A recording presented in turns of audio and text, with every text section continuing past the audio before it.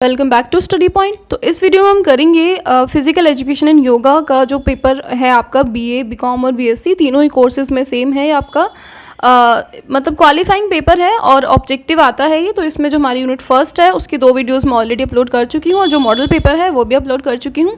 तो इस वीडियो में हम करने वाले हैं यूनिट 2। यूनिट 2 का टाइटल है शारीरिक शिक्षा, आवश्यकता, महत्व, कार्य क्षेत्र और सामान्य शिक्षा में रिलेशन। ठीक है, तो देखिए क्योंकि पेपर ऑब्जेक्टिव है तो जो थ्योरी यहाँ पे दी गई है उस थ्योरी को हम डिस्कस नहीं करेंगे, डायरेक्ट हम एमसीक्यूज करेंगे और बार बार आप उन्हीं को रिवाइज कीजिए, उन्हीं की प्रैक्टिस कीजिए, सारे क्वेश्चन आपको इसी से मिल जाएंगे। ठीक है, तो शुरू करते हैं।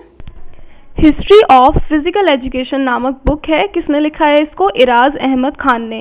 नेक्स्ट है यहाँ पे एजुकेशन थ्रू फिजिकल एजुकेशन, ये लिखा है AR वेमन ने। The new physical education book लिखी है थॉमस D वुड और R कैसिडी ने। शारीरिक शिक्षा और स्वास्थ्य शिक्षा में क्या रिलेशन है? तो दोनों एक दूसरे के पूरक होते हैं। ठीक है, शारीरिक शिक्षा के कार्य क्षेत्र में क्या चीजें सम्मिलित हैं? तो स्वास्थ्य शिक्षा, खेलकूद संबंधी क्रियाएं और आत्मरक्षा संबंधी क्रियाएं। तो option number D is correct. Next है क्वेश्चन नंबर 6, कौन सा शारीरिक शिक्षा के कार्य क्षेत्र का एक अंग है? तो खेल, मनोविज्ञान, वृद्धि और विकास, खेलकूद संबंधी क्रियाएं, ये सभी। किसने कहा है स्वस्थ शरीर में ही स्वस्थ मस्तिष्क का वास होता है? तो ये बहुत ज्यादा इंपॉर्टेंट है, आप याद रखिएगा, अरस्तु का कथन है ये। उसके बाद आपसे पूछा है मजबूत शारीरिक नींव के बिना कोई भी राष्ट्र महान नहीं बन सकता, ये किसका कथन है? डॉक्टर राधाकृष्णन का।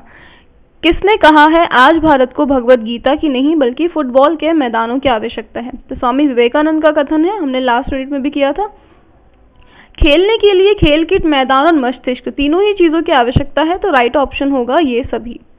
नेक्स्ट चलते हैं क्वेश्चन नंबर 11 की तरफ। शारीरिक शिक्षा शरीर का एक मजबूत ढांचा है जो कि मस्तिष्क के कार्य को निश्चित तथा आसान करता है। तो ये कथन किसका है? रूसो का। शरीर तथा मस्तिष्क मानव के अविभाज्य भाग हैं, तो ये कथन आपका सत्य है। शारीरिक शिक्षा की आवश्यकता किसमें नहीं होती है? तो शारीरिक शिक्षा अनुसंधान के क्षेत्र में भी जरूरी है, मनोरंजन में भी, प्रशिक्षण में भी, लेकिन शल्य चिकित्सा में इसका कोई भी आवश्यकता नहीं है। शारीरिक शिक्षा का महत्व किस में ज्यादा होता है? तो खेलों को विकसित करने में, संस्कृति को बढ़ाने में, कौशल विकसित करने में और इन सभी में।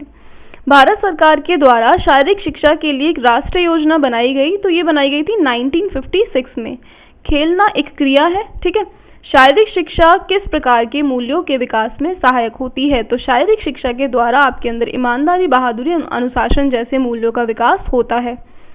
कौन सा शारीरिक शिक्षा के व्यक्तित्व महत्व से संबंधित नहीं है? तो अंतरराष्ट्रीय सद्भाव में वृद्धि, ये चीज इसके अंदर नहीं आती है, बाकी आपके तीनों ऑप्शन यहाँ पे सही हैं।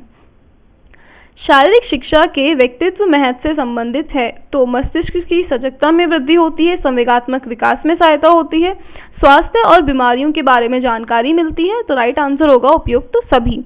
कौन सा शारीरिक शिक्षा का कार्य क्षेत्र नहीं है? तो औषधि निर्माण विज्ञान क्षेत्र इसके अंतर्गत नहीं आता है, बाकी जितने भी फिटनेस प्रोग्राम्स हैं या लोक सेवा कार्यक्रम है, अतरंग कार्यक्रम है, वो सभी चीजें इसके अंदर आती हैं।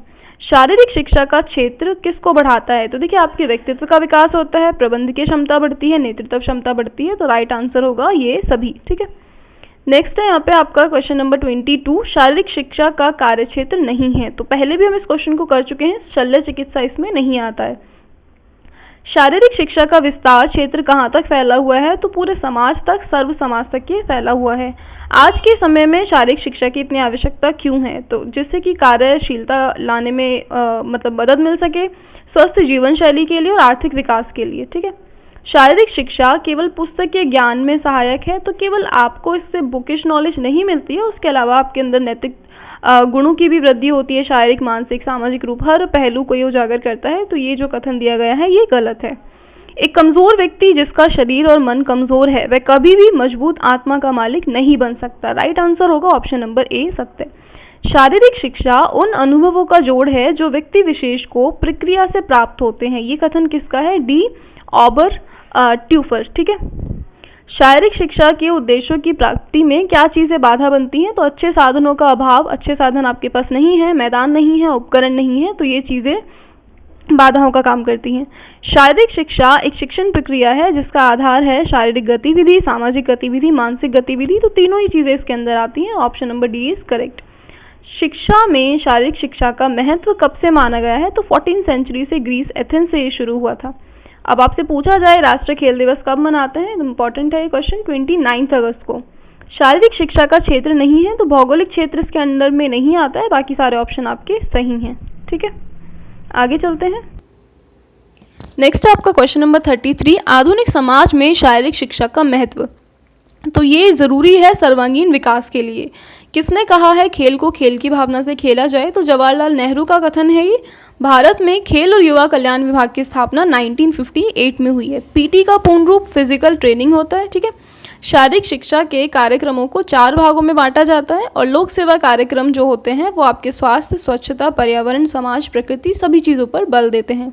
शारीरिक शिक्षा कार्यक्रम में सम्मिलित होती है जल क्रीड़ा, एथलेटिक्स, लोक नृत्य, सारी ही चीज़ें। ठीक है,